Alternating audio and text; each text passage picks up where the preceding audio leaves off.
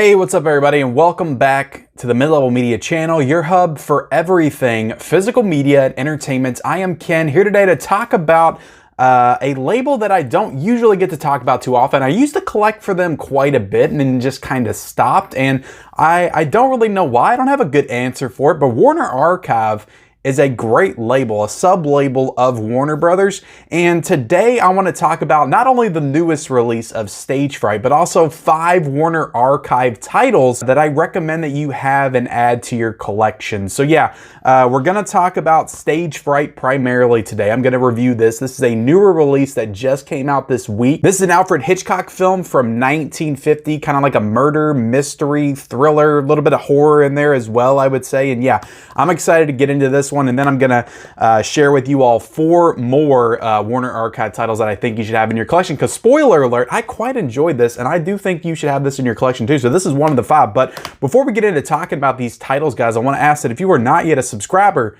of the Mid-Level Media channel, what are you waiting for? Hit that subscribe button for more great content. I do all kinds of stuff on this channel, mostly centered around the world of physical media. New Blu-ray and 4K reviews like this. I do a physical media report every single Monday where I update you on all the latest happenings in the world of physical media. I do live streams with other collectors, collection updates, just Blu-ray hauls, Blu-ray hunting videos, just tons of physical media content, Blu-ray 4K. If you like that kind of stuff, hit the subscribe button. Also, be sure to comment down below. What are your thoughts on this film? Have you seen it before? Are you going to pick up this Warner Archive release based on my recommendation?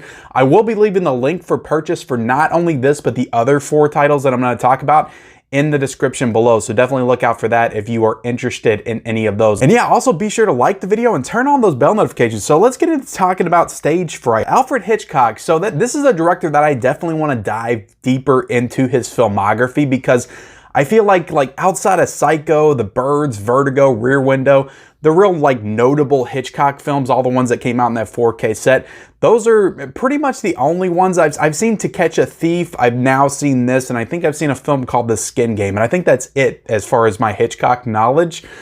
So I definitely want to dive deeper into his filmography. He's directed like 70 films, and when this was first announced, I didn't know he directed a film called Stage Fright for one, and I didn't even know this was a Hitchcock film until I started to really look at it and I saw his name right there. So I'm excited to talk about this because I really enjoyed this. This is I would probably say really underrated Hitchcock film, because I feel like I hear about some of the other ones. I hear about like Strangers on a Train and Rope and just some of those other lesser known Hitchcock titles. I don't feel like I've ever heard of this before. And this is a really great movie. There's shades of Psycho in this movie. You can absolutely see just with some of the characters and some of the moments and reveals in this movie where Hitchcock kind of maybe was inspired to make Psycho after making this, potentially. I mean, it was 10 years before. But yeah, this is a really stunning movie. It's a great mystery thriller, horror type movie as well. But the horror elements, I'm not going to call this a horror movie. It's definitely not full-fledged horror. There's some comedy in this movie as well, but I don't know. I really enjoyed it. I love the way they set up the story. There's a little bit of controversy with this movie. Again, I'm trying to figure out my way to talk around this movie, because there's something in this movie that's an absolute spoiler. It caught me completely off guard at the end. I was not expecting what happened in this film. And I don't want to give that away for anybody that didn't watch it, because it wasn't predictable at all, at least not to me. I did not know that this thing is going to happen in this movie. So, but there is some controversy in this movie as far as a certain flashback and how that misleads the audience and whether that was right or wrong. They talk about that in the special feature of this. So I'll just say that without giving too much away. But this film is starring Jane Wyman, who probably this is my first movie of hers. I can't think of anything else of hers that I've seen before, but she was fantastic in this movie. She's really kind of the driving force in this film. And you have Marlene Dietrich, who was awesome as well, fantastic. So it's really those 2 ladies, I would say, are starring. So it's also interesting that you have a movie starring 2 co-leads, 2 co-lead females in 1950, which I imagine was probably a pretty big deal. You got Michael Wilding in this film. You got Richard Todd. So it's a really good cast, some really fun characters, some really great dialogue. I was super engaged in this film the whole way. So just to give you the setup to this movie and the premise, again, I don't want to give anything away, and I feel like it's kind of hard to set this movie up without potentially spoiling anything, but I'm going to do my best. So basically, this woman's husband is murdered. It's an actress that is Marlene Dietrich's character, and she goes to this guy who's absolutely in love with her, like infatuated with her, and you don't know how he was murdered, you don't know who murdered him at this time, but you have a pretty sneaking suspicion that it was the actress character that did it. And so it's kind of a situation where she has blood on her dress and she wants him to go back to her house to get her another dress, and he goes back there, he gets spotted at the crime scene, and now he's basically framed for this murder. So he runs off. There's another girl that's in love with him, so it's kind of like this love triangle thing, and she tries to help him. She hides him out at her father's house, and then she goes undercover as this actress's maid to kind of uncover the truth of what happened to clear his name. It's pretty straightforward throughout most of the movie, and the unexpected stuff really comes in like the last 10 minutes, and it absolutely blew me away. I thought it was excellent. But yeah, this movie is really great. I really liked it. Like I said, underrated Hitchcock. I never heard of this movie. I did not know Alfred Hitchcock was involved in it. Like when it was first announced, I was like, oh, that's some cool cover arts. And then I think when I was doing the physical media report and I'm looking into it a little bit more, I'm like, wait a second, Alfred Hitchcock's above that. I'm like, he did this one. I was like, I gotta pick this up because I need more Hitchcock in my collection. But this is absolutely, guys, just kind of rounding out the review. Like, this is a must own. Like, this is a really great Hitchcock film that, like I said, is kind of acting as the prelude for Psycho. I think it's excellent. It's not full horror, but there's definitely some moments in there that are kind of terrifying and frightening. I mean, honestly, I would give it a 4 out of 5. It's pretty damn awesome. So, yeah, getting into this transfer, this is the first time that this movie is on Blu-ray, and this is a 4K restoration from the original nitrate camera negative. So, just looking at some of the clips of like previous DVD releases and stuff like that, the image quality in this is super sharp and looks great. Like, they have a lot of close-ups on the faces. The facial detail looks absolutely stunning. And yeah, this movie, honestly, the Warner Archive did a great job of cleaning this up. I didn't find any specks and spots anywhere. Like, everything just looks super cleaned and pure and just cleaned up to the max. So like the transfer in this is absolutely immaculate. This is a black and white film, but it looked excellent. Like I was trying to pick apart like the backgrounds and stuff, and just the doors, just everything was super detailed in this. And yeah, I thought across the board this looked. There's a couple of shots. There's one shot in particular which, again, with the ending, I don't know if this was intentional or not intentional, but it's a close-up on Marlene Dietrich, and it kind of looks a little strange, a little out of focus, and a little like, I don't know, super like glowy.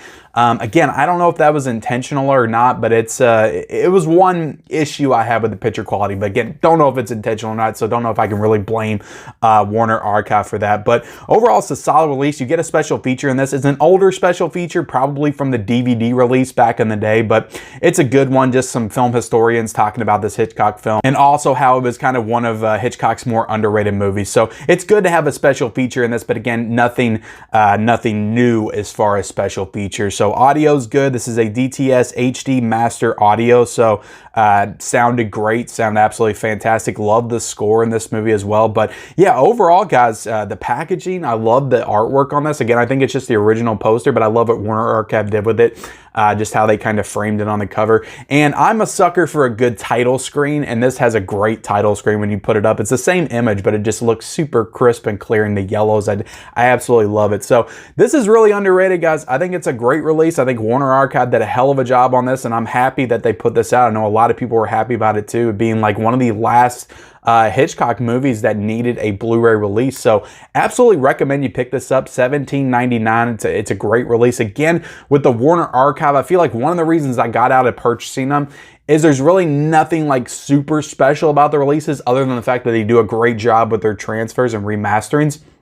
But they're not like super special editions or anything like that. They don't include slipcovers, no booklets, nothing like that. The special features are very bare bones. But again, it's a great release and it's only $17.99. So I do recommend picking this up. Super underrated Hitchcock film. So let's get into some of the other Warner Archive releases that I want to recommend to you guys today. And like I said, I used to buy for Warner Archive quite a bit. I've got probably about 13 or 14 in the collection, and they're all pretty solid releases. But these 4 are my favorite. And I'm going to start by recommending this very underrated Audrey Hepburn film. Everybody knows Audrey Hepburn from like Breakfast at Tiffany's and My Fair Lady, like some of those other movies, those were like romantic comedies and stuff from the 50s and 60s.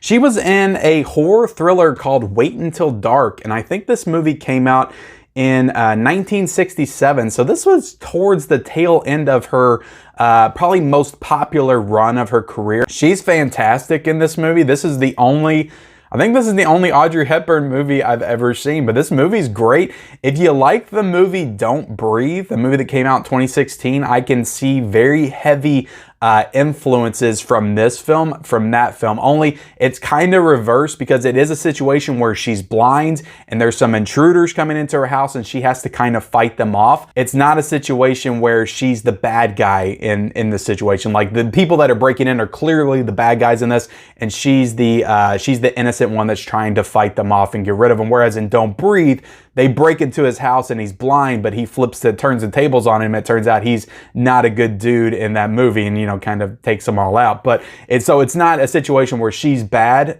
like it is in Don't Breathe, but it's the same kind of premise. She's blind, people are breaking into her house, and she has to fight them off. So another person that's in this movie is Alan Arkin, who's a great actor. He's in all kinds of stuff. I think he was in Argo, the Ben Affleck film. He was in Edward Scissorhands back in the day. He's in tons of movies I can't think of off the top of my head. Little Miss Sunshine, he's in that movie as well. Great actor, and he's fantastic in this movie as one of the robbers that breaks in. So this is a super underrated, I would say, like horror thriller, and it's awesome. This is a great movie. If you have not seen Wait Till Dark, absolutely purchase this one from the Warner Archive. It's a fantastic release from them.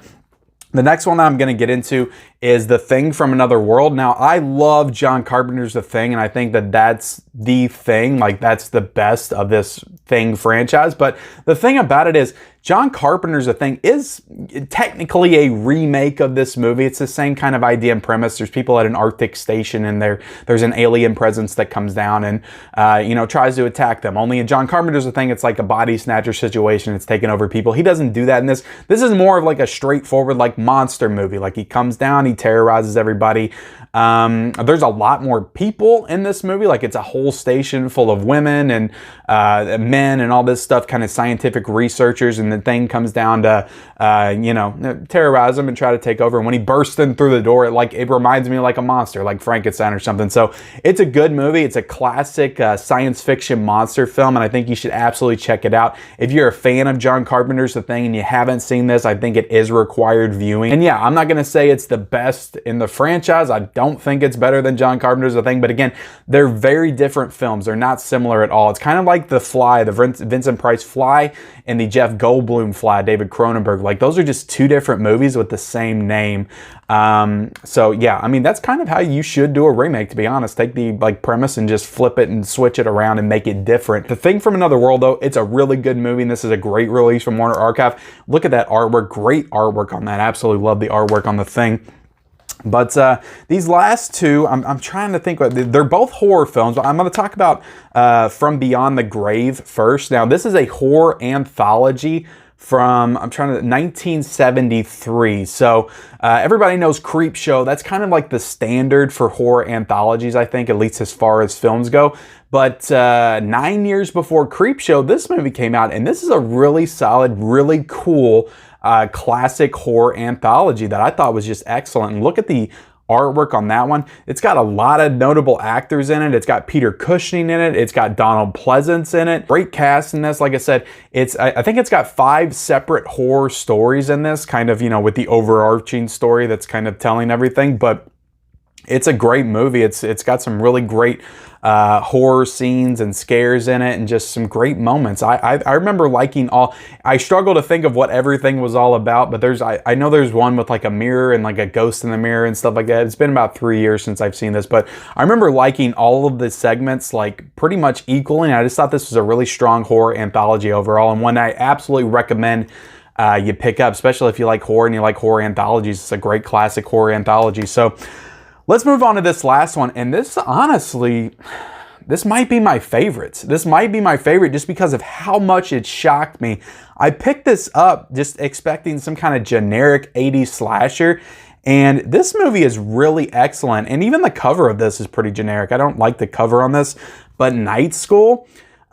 This is from 1980, and I was very impressed by this movie. Every single time I have the opportunity to talk about this film, I always recommend it because this is one of those movies that's like, it's in the slasher genre, came out in the 80s, so same year as Friday the 13th. I'd never heard of this movie before. I just saw it in Warner Archive, and I'm like, that looks kind of fun, so I bought it. This is a really great slasher movie with some twists and turns that you will not expect. The same as with Stage Fright, only I feel like just a little bit more. And yeah, there's some great moments in this movie. There's some great kills. It's just super underrated. Like I said, the reveal in this movie of the killer and just the way that you get to that point is just, I did not expect it coming. And I really love this film. I think it's a super underrated slasher. The girl in it, who I guess you would say is kind of like the final girl of the film, she's great. Her performance is great. And yeah, I thought that this movie was awesome. She's like, yeah, it's awesome. The killer's on a motorcycle and killing people. And it's a great movie. It's a great movie. If you have not seen Night School, when I watch this, when I saw this, I thought it was just going to be some generic like school slasher or something, like Prom Nights or whatever, but it's really not. It's way different. It's freaking awesome. So if you haven't seen Night School, definitely check out Night School. So with that, guys, those are my Warner Archive recommendations. 5 titles I think you guys should pick up. Pretty sure they're all available right now for like $17.99. Of course, you could wait for the sale. You know, Warner Archive, they'll do a sale on Amazon for like 4 for $44, so each one for $11. So you might want to wait for the sale, but I do recommend picking up this new release, this Hitchcock title. It's a great release, absolutely recommended. So with that, guys, we are done with this 5 Warner Archive Blu-rays that you need in your collection right now. Appreciate you guys watching. Please hit that subscribe button. Also, be sure to hit the like button. Comment down below your thoughts on any of these films if you've seen them. Turn on those bell notifications. Be sure to follow me on all my social media accounts. The link is in the description, and we'll see you next time.